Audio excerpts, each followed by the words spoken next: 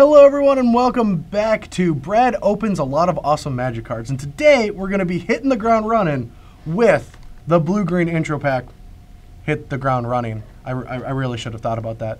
But these are an awesome product that Wizards has started to make, where it's a really sweet intro product for a lot of new players. So if you have a niece or nephew or brother, sister, or even a dad that wants to get into Magic, this is a great product. Now, these didn't exist back when I started playing Magic.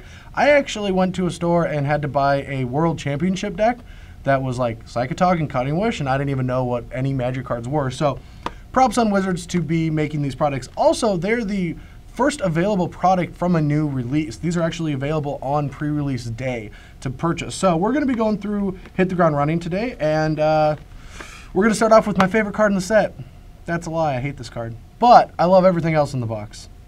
All right, so in these intro packs, not only is there a set amount of certain specific cards, there's also 2 booster packs to help out your deck. So you get to add a little bit of creativity to whatever you open. So let's just take a look in here and look through all this sweet stuff. All right, this box is defeating me right now. All right, it is gone. So here's our 2 booster packs, and what is this? That is a big Garrick. All right, so, that side's not the sweet side. This is. Now, this is every single deck list from all the different products. Now, there's 5 of them. So we have Price of Glory, Hit the Ground Running that we're opening right now, Infernal Intervention, Flames of the Dragon, and Will of the Masses. And here's the entire deck list of the deck that we're going to be opening. But let's just actually go through the actual deck. I like surprises. And try to figure out what the strategy of this deck is. Ah, there we go. All right, before we open the booster packs, you got to know what's in the deck itself, so we know if we open anything exciting. Here's a rules reference card for any of the new players. So we start with Mercurial Pretender, not the greatest card, and even like cloning like a Stormtide Leviathan isn't even that great.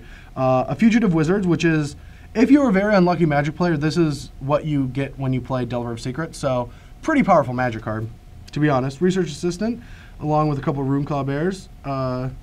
Just a lot of good early game creatures and cheap creatures to go with your Illusionary Angel. So that's one of the original themes. Oh, all right, so we get to the first theme. Now we have Invasive Species, and this card does not hit the ground running, but what it does do is lets us return our Satyr Wayfinders, our Coral Barriers, and our Reclamation Sages to constantly just have come into play abilities, along with Roaring Primadox to do the same thing. So, oh, we get to draw some cards with Chums. All right, okay, I'm getting the gist of what we're trying to accomplish here. All of our creatures have come into play abilities, and we have multiple different ways to return them to our hand to constantly keep triggering them. So the longer the game goes, the better chance we have of winning. Here's a bunch of lands, and now we get to the spells. So we'll just set that here, and we have some Peel from Realities to continue our theme of returning our creature to our hand and getting value from our come into play abilities. Negate, Turn to Frog, Plummet, and Encrust to help interact with our opponents, along with Into the Void, which is going to be a really good tempo boost, which means while we're bouncing our guys and getting value, our opponents are going to be putting things on the board. So what Into the Void is going to allow us to do is get a tempo boost of bouncing their stuff back to our hand to allow us to continue recurring our theme. Along with a Meteorite, because what deck wouldn't be complete without a Meteorite to just kill some pesky 2-drop, and you can return this. And to restock, because when I have a value sandwich, I like spreading value all over it. And that's exactly what this deck is doing. It's drawing a bunch of cards, putting cards in hand, but when you run out of stuff, which shouldn't happen, you can restock and get 2 cards back. So, all right, so now that we know what our deck is trying to do, let's see what we open out of our 2 packs that we can include to it.